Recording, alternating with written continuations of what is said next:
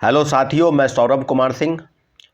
और अभी जिस बात की चर्चा करेंगे वो है कि बिहार में बड़े पैमाने पर जो घोटाला चल रहा है, जो पेपर लीक का चल रहा है, जो पर्चा लीक हो रहा है, उसी के विषय में अब विभिन्न जितने भी शिक्षक हैं, जितने भी छात्र हैं, उनके मन में एक सवाल है कि बिहार दरोगा की परीक्षा जो 17 दिसंबर को आयोजित हुई और आज 10 दिन बीत गए, अभी तक आयोग के तरफ से कोई भी ऐसा नहीं आया है कि आप चीज़ों को आगे बढ़ा रहे हैं। पेपर लीक हुआ तो आप उसके बारे में क्या करें।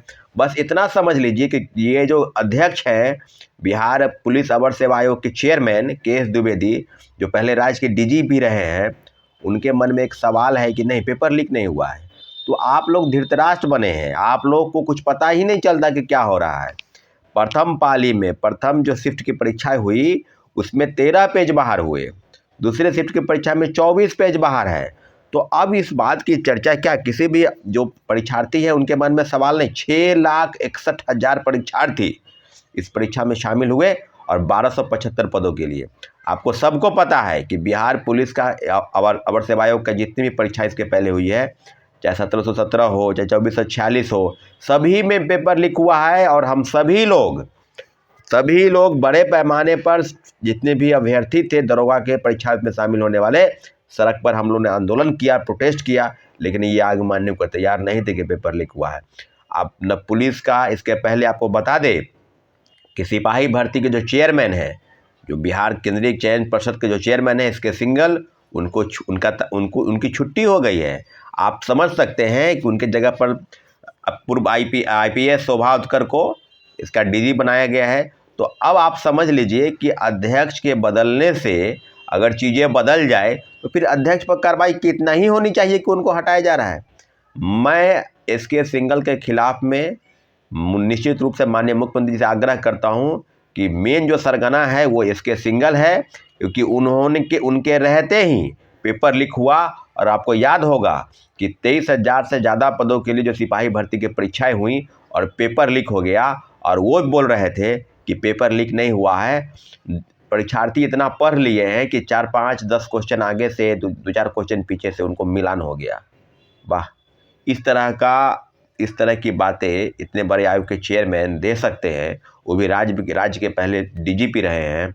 इस बात से बिल्कुल इनकार नहीं किया जा सकता कि इस जो पेपर लीक है उसका मुख्य सरगना कौन है। मुख्य सरगना वही है जिसने पेपर लीक कराया है, जो आयोग का चेयरमैन है।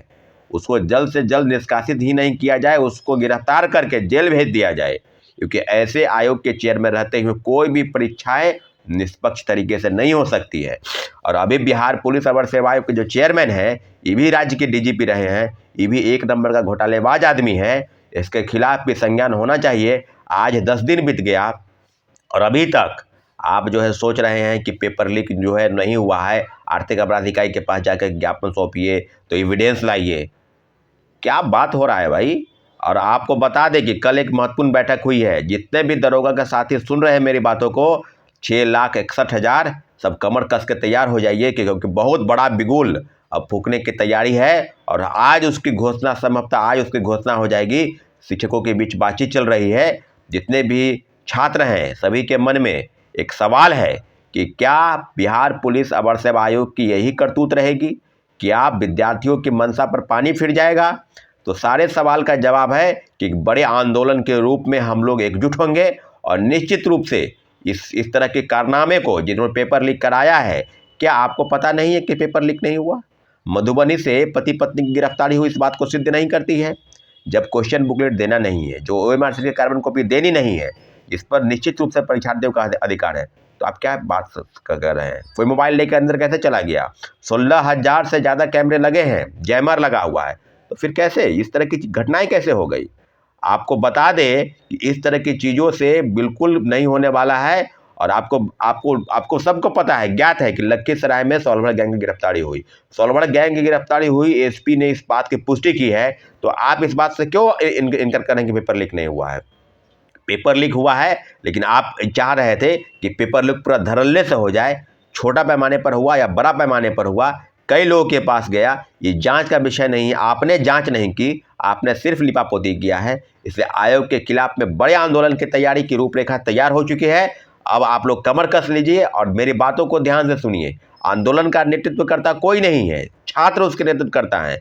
शिक्षक आपका साथ देंगे या नहीं देंगे, लेकिन इतना जरूर है कि बातचीत चल रही है और निश्चित रूप से हम लोग अपने आंदोलन में कामयाब होंगे। और एक बड़े आंदोलन की तैयारी, मुसल्लमपुर हाट में भी कल कुछ लोगों का हमने देखा कि वो विरोध प्रदर्शन कर रहे हैं विभिन्न जो इंस्टीट्यूट है उसके बाहर में। तो इंस्टीट्यूट के लोगों से भी आग्रह है, खासकर बड़े शिक्षक जो देश में अपना नाम परचम लहरा रहे हैं, उन्होंने एक बुक का हवाला दिया है कि 71 प्रश्न इसी बुक से आए हैं। और वो व्यक्ति पेपर लीक के बारे में बहुत खुलकर कहने की वकालत नहीं करता और बता रहे हैं कि 71 प्रश्न इसीलिए आए हैं। तो वह पटना वाले खान सर जो उत्तर प्रदेश के निवासी हैं और पटना में रहकर और देश दुनिया में अपना नाम कमाए हैं, क्या वो व्यक्ति नहीं बोल सकते हैं कि पेपर लीक हुआ है? आप दरोगा की भी तैयारी कराते हैं, आप ऑफलाइन ऑनलाइन और कितना लाखों हजारों विद्यार्थियों को आप पढ़ाते हैं, तो क्या आप ये नहीं कह सकते थे? आप प्रेस को बुला कर कह सकते थे, लेकिन आप बोल नहीं रहे। आप सिर्फ बता रहे हैं कि मेरे किताब से 71 प्रश्न आ गए। ऐसे ऐसे शिक्षकों को शर्म आनी चाहिए। जो शिक्षक तो है, परंतु छात्र अभ्यर्थियों के साथ अगर गलत हो रहा है तो खुलकर बोलने की तरफ उसके मुंह में पता नहीं क्या हो जाता है। तो साथियों, ये लड़ाई निश्चित रूप से हमारी लड़ाई है, आपकी लड़ाई है। आप लोग हम लोग एकजुट होना है। लेकिन जितने भी शिक्षक हैं उनका भी साथ आपको मिलेगा। इतना ज़रूर है कि कुछ शिक्षक जो हैं सिर्फ और सिर्फ अपना बैच बेचते हैं, अपना सब्सक्राइबर उसको बेचते हैं। तो उनके लिए बस यही है कि बुक बेचेंगे। इसके पहले भी आपको याद होगा कि जब शिक्षक बहाली की बातें हुई थी और डोमिसाइल नीति को हटाने की बात हुई थी, तो वही व्यक्ति शिक्षक कहा कि निश्चित रूप से बहुत बड़ा है, यानी वो